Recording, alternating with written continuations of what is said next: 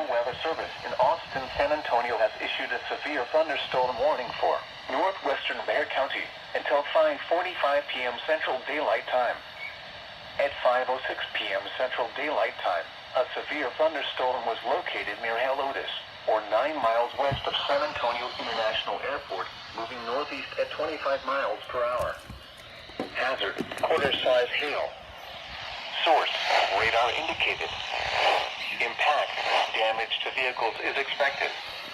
Locations impacted include San Antonio International Airport, Leon Valley, Helotes, Chaparral Park, Hollywood Park, Crossroads, Timberwood Park, Leon Springs, The Dominion, Grove, Castle Hills, Balcones Heights, The Country Village, Gray Forest, Fiesta Texas, and Scenic Oaks.